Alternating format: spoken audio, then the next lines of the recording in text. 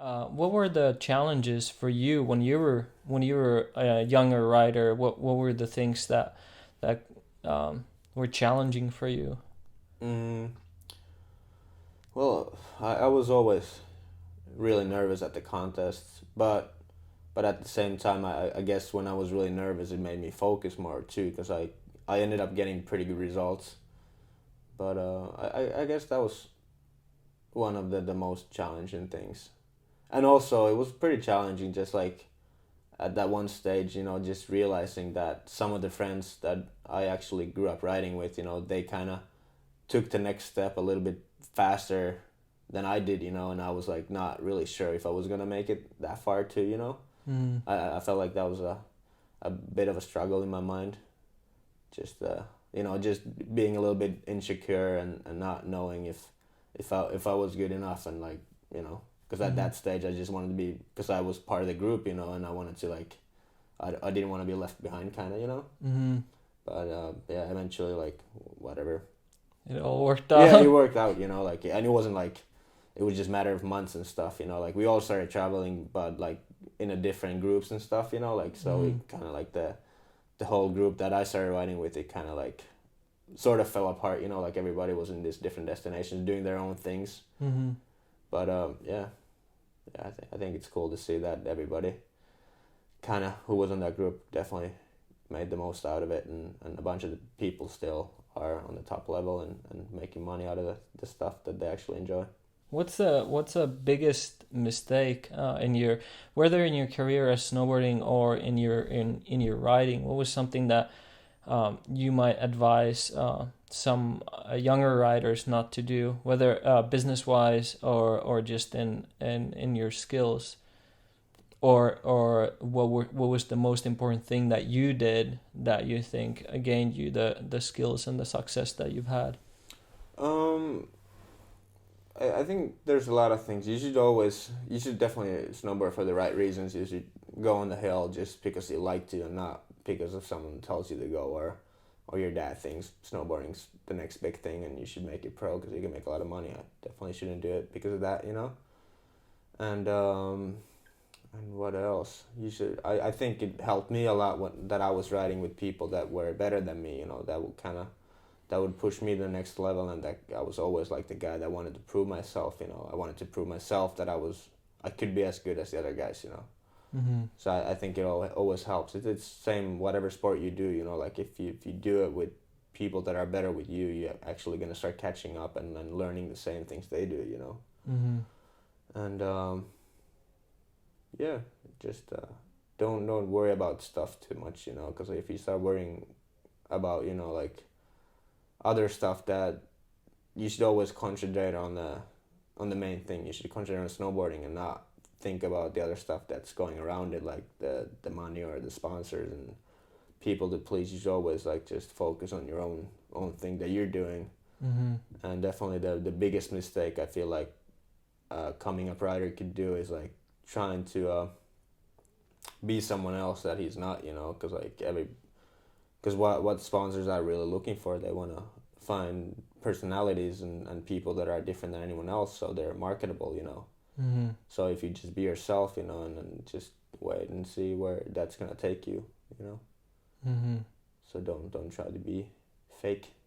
I guess that usually doesn't take you too far. Mm-hmm. You can ride, you can like try to like bite someone's style, but then someone's gonna say like you ride exactly like that guy, but you're not original. Like why would they want to sponsor you instead of this guy, because he's Mm-hmm. been around already for so long. I feel like. Makes sense. Yeah, some golden nuggets there for you, Yeah. uh, from experienced rider. And yeah, you've been in industry for how long have you been riding professionally now?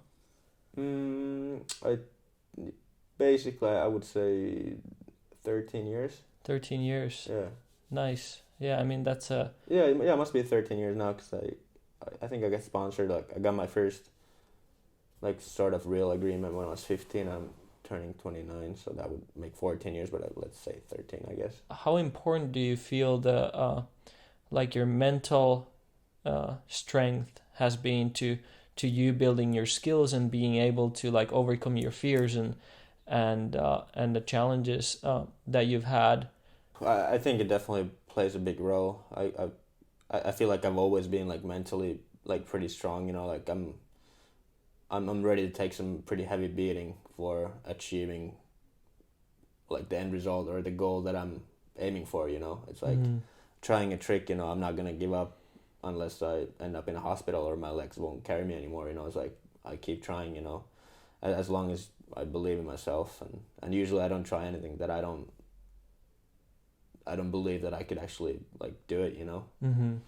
So yeah, like I feel like I'm mentally really strong, but at the same time I'm really like aware of my skill level, you know. Like I wouldn't really like I wouldn't do things that I can't picture in my head. Just like usually like I visualize everything I do in my head first, you know. Like I definitely think, okay, like, what's the worst case that could happen, you know. It's like, all right, I could lose my teeth, you know, but it's like most likely that's not gonna happen because like I know I can jump on my snowboard, you know. So if everything goes right, you know, I should be able to do this, and then I kind of break down the situation, kind of like visualizing the whole scene, and then if I feel like it makes sense and I'm capable of doing, you know, then I'll just go for it, and it usually works out good. Very cool. That makes a whole lot of sense. Being able to picture and visualize how you do it in your mind before, because if you can't do that, then how are you gonna do it in the spot? And then also being determined, and like you said, you know what you're gonna do and what you're capable of. I mean, in order for you to stay healthy and have a long career, you need to also be able to know your limits and know what you can do. Yeah, it's like a lot of times I'm definitely willing to put in the extra time, you know, to make everything as safe as possible. I mean, like the stuff we're making is like it's not safe by any means, you know, but at the same time, you know, like you can still make stuff as safe as possible, you know. Like I'm willing to put in that extra hour or two, you know, to shovel some more snow and have like a bit more soft snow around in the surroundings, you know. If something goes wrong, you know, you're most likely still gonna land on a little soft patch of snow instead of concrete, you know. So it's like it's just like you know, just being really conscious about the risks and then trying to like narrow it down to the smallest level possible, I think, you know.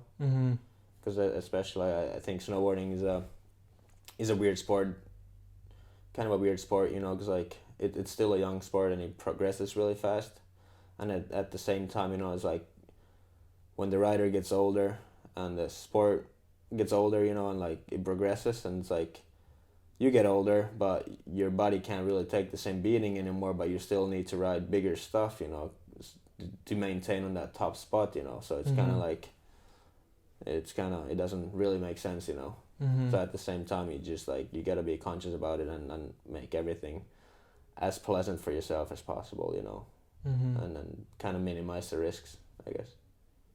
I think it's like a kind of a huge mix of stuff. I feel like it's more about knowing these days like how I want my video part to look like, and knowing what kind of stuff I should do to keep the kids happy, you know. It's kind of like when I go to a spot, I'm like, all right, like I could do this trick on it, you know, but if I do this trick, is anyone gonna care?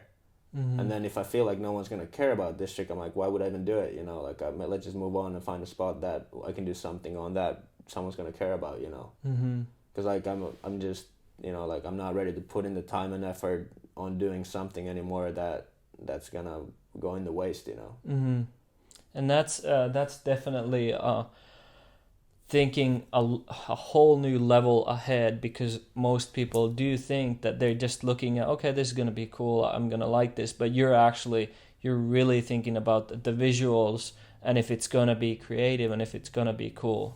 Yeah, it's like a lot of times, you know, like we might film stuff that is like not even hard, or it's something that kids could do even, you know, but we might have this idea, okay, it's like, you know, we could do this, but let's just film it this way, so this is going to make a cool shot. And it's like when a kid sees it in the video, he's going to be stoked on the shot, and it's just going to look like really cool and appealing to him, you know, even it's like nothing gnarly, but he can maybe relate to it, you know.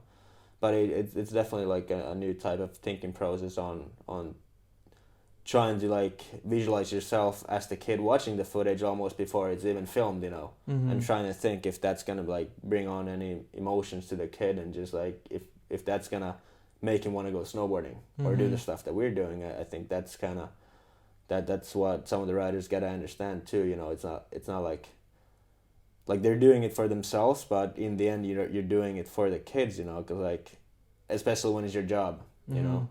Because in the end, you're pleasing your sponsors. Your sponsors want to sell more product, and who buys the products are the kids. So in the end, like you definitely need to produce video parts that kids are stoked on. What is it that what do you love about snowboarding today? What's important? What gets you fired up and motivated? Well, it's still the same things that got me fired up when I was younger. Just being able to go on the hill with your friends and having fun and not really worrying about anything, you know. I feel like for me it's like almost therapy, you know, just going on the hill, and it kind of clears my mind, you know, because like you definitely need to stay focused when you jump on a rail or hit the jump, you know. You can't really think about anything else than the actual snowboarding, you know. So I think that still gets me stoked and keeps me like inspired, you know, just like being able to be on the hill with the friends and seeing what they're doing and just laugh about it and get new ideas, and I guess that's it, you know. It's pretty simple, you know. Like I feel like exact the same thing that I do with skateboarding, and it's like every day when I get a chance, I want to go skate. I want to see my friends and just go skate and have fun, and I feel like that's kind of the key for actually to my career too, you know. That I always like I just loved it, you know. Like I was always every day I was stoked to go on the hill, you know, like no matter how shitty the weather was, you know, like I was just stoked to go ride and actually like just have fun, you know. Like what advice would you give to younger riders? But that sounds like pretty much spot on. Yeah. Well, I feel like, you know, it's like for the kids, they either have the right mentality or they don't, you know. It's like you can't force someone to like snowboarding, like. Because I fell in love with snowboarding the first time I actually strapped in, you know. Like I had my sister's moon boots, you know, and my friend's like whatever Burton, you know, like cut up like crazy board, you know, and I rode down one hill. I'm like, damn, I gotta get a snowboard, you know. It's like, and since then it was just like I was just all smiles, you know, when I was riding. Of course, there's like bad days, you know, when you're doing it for the living too, you know, and you feel like sometimes you need to really perform when you're like not really feeling it, you know. But always when you have those like good sunny days when you're actually like just having fun with your friends, and that's kind of like when you kind of remember again like why you fell in love with snowboarding in the first place, and you definitely need to have those days every season just to like get that reality check, like why you actually doing it, you know. Keep you motivated and yeah exactly, and yeah, it kind of relieves the stress in the during the season, you know. You should always have like a day or two, you know, just to ride for yourself and forget the cameras for a while. Cool. Last thing, any goals for next season? Well, I always say when someone asks about my goals, you know, it's like I feel like I'm still waiting for the best video part to come out yet, you know. It's like that's what I'm always saying. I feel like I'm never really satisfied with the stuff that I've produced so far. I mean, like I'm happy with it, you know. I'm always happy on the end result, you know. But like when I look back to the stuff that I did last year, I'm always like, I could have done better. I could have done this. I could have done that. I wish I had that trick in there, you know. So I'm like, I'm still waiting for the perfect season. I know that's never gonna happen, you know. But it's like I guess that kind of that keeps me driving further too, you know. Like just knowing that I can better myself to a certain stage, you know, at least, you know. It's not like I'm gonna be like doing gnarly tricks, you know, but I can still make a video part that's gonna be better and it's gonna look cooler and it's gonna be more inspiring, you know. Or you know, I'm not saying that I won't learn like gnarly tricks or I won't be doing gnarlier stuff. I'm sure I will be, but it's like, you know, just producing a video part that's better than the ones before. Very cool. Yeah. Thanks for coming along and sharing your knowledge and wisdom and experience.